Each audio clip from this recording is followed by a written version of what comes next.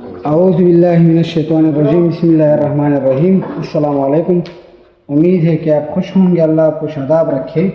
میں ہوں اسف اقبال احساس اور آپ دیکھ رہے ہیں اور سن رہے ہیں اردو دان۔ جیسا کہ آپ کے علم میں ہے کہ پچھلے لیکچر میں ہم نے نذیر اکبر آبادی کا ایک نظم ہے برسات کی بہار ہے، اس کا پہلا بند جو تھا اس کے حوالے سے ہم نے بات کی تھی۔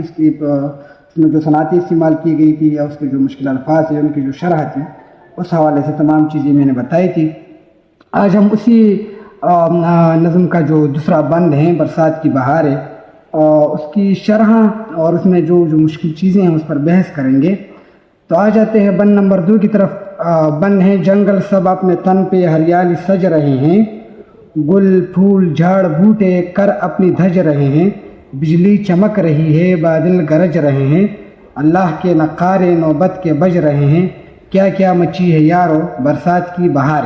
تو یہ بند ہے۔ اچھا، اب اس میں جو مشکل الفاظ ہیں اس کی طرف آ جاتے ہیں۔ ہریالی کا مطلب ہوتا ہے سبزہ اور تن کا مطلب ہوتا ہے بدن۔ جھاڑ بوٹے جو ہے وہ پودے اور جھاڑیاں کے معنی میں استعمال کیا جاتا ہے۔ دج تیاری کے معنی میں بھی استعمال کیا جاتا ہے اور سجنا سنورنا کے معنی میں بھی استعمال کیا جاتا ہے۔ نقارہ جو ہے وہ طبل یا نوبت کے معنوں میں استعمال کیا جاتا ہے، اور نوبت جو ہے وہ خوشی کا طبل جو ہے اس کے معنی میں استعمال کیا جاتا ہے۔ حوالے کی طرف آ جاتے ہیں۔ میں نے آپ کو کہا تھا کہ جب ہم کسی بند کی شرح کرتے ہیں تو 2 چیزیں بہت ضروری ہیں، ایک شاعر کا نام اور ایک نظم کا عنوان۔ لیکن اس کے علاوہ 3 چیزیں ہیں کہ اگر ہم وہ ساتھ میں لکھ کے اور اس پر بحث کریں تو یہ بہت زیادہ اس کا اثر جو ہوتا ہے وہ بہت مثبت ہوتا ہے، اور جو بھی بندہ آپ کی پیپر کی جانچ کر رہا ہوتا ہے تو وہ دیکھ کے اگر آپ نے یہ چیزیں لکھی ہیں تو پھر وہ آپ کو اچھے نمبرات جو ہیں وہ دے سکتے ہیں، بلکہ یہ آپ کی قابلیت کی ایک معیار دکھاتی ہے۔ تو حوالے بنا شاعر کا نام نذیر اکبر آبادی ہے، صنف نظم ہے، نظم کا عنوان جو ہے وہ برسات کی بہاریں ہیں۔ ہیت جو ہے وہ مخمس ہے۔ میں نے آپ کو کہا تھا کہ جب کسی بند میں 5 مصرے ہوں تو اس کو مخمس کہتے ہیں، اور ماخذ جو ہے یعنی جہاں سے یہ نظم لی گئی ہیں تو وہ ہے کلیاتی نذیر۔ اچھا، پھر میں نے آپ کو یہ چیز بتائی تھی کہ جب ہم کسی شعر کی یا کسی نظم کی تشریح کرتے ہیں تو اس میں 2 چیزوں کا ذکر بہت ضروری ہوتا ہے، کہ علم بدیع کا اور ایک علم بیان کا۔ یعنی جو صنعتیں ہیں یا تشبیہ استعارہ وغیرہ یہ جو چیزیں ہیں اس کی نشاندہی بہت ضروری ہوتی ہے۔ تو اس بند میں شاعر نے ایک تو مرات النظیر کا استعمال کیا ہے، جیسے گل پھول جھاڑ بوٹے جو ہے مرات النظیر ہیں، اور ساتھ میں تشبیہ کا بھی استعمال کیا گیا ہے۔ تو آ جاتے ہیں شرح کی طرف۔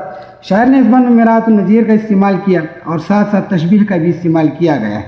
اب تشبیہ کا استعمال کہاں کیا گیا ہے؟ شاعر نے جنگل کے حسن کو دلکش انداز سے بیان کیا ہے اور جنگل کی شادابی کو جسم پر سجی ہوئی ہریالی سے تشبیہ دی ہے۔ یعنی جنگل کی جو شادابی ہے اس کو اس نے تشبیہ دی ہے جسم پر جو سجی ہوئی ہریالی ہوتی ہیں، تو شاعر نے اسی کو تشبیہ دی ہے۔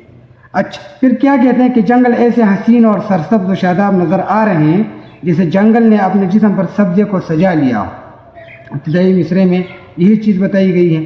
اچھا، اس موسم کی وجہ سے تمام پھول اور بیل بھوٹے سور گئے ہیں۔ یعنی جب بارش ہوتی ہیں یہ جو لازمی ہوتا ہے تو پھر جو بیل بھوٹے ہوتے ہیں وہ انتہائی خوبصورت نظر آتے ہیں، ایسا لگتا ہے جیسے بیل بھوٹوں نے سنگار کیا ہوں یا سور گئے ہوں۔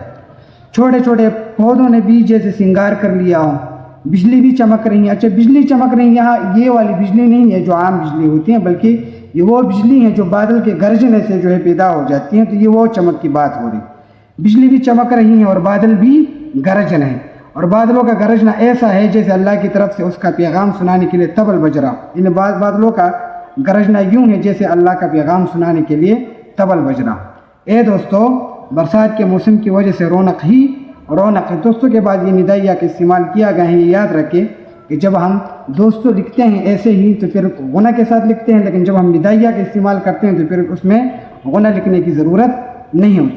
تو اس بند میں جو ہے پھولوں کے حوالے سے بات کی گئی ہے کہ مطلب پھول جو ہے وہ اتنے خوبصورت ہو گئے بارش کی وجہ سے جیسے اس نے سنگار کیا ہو۔ پھر بجلی کی چمکنے کی بات ہو رہی ہے، لیکن یہ آسمانی بجلی جو ہے اس کی بات ہو رہی ہے، بادل کے گرجنے کی بات ہو رہی ہے، اللہ کے نقارے کی بات ہو رہی ہے، اور آخر میں وہی مصرع جو ہے وہ دہرایا گیا ہے۔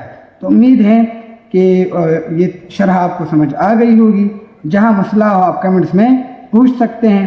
تب تک اللہ پامان، خاد و آباد۔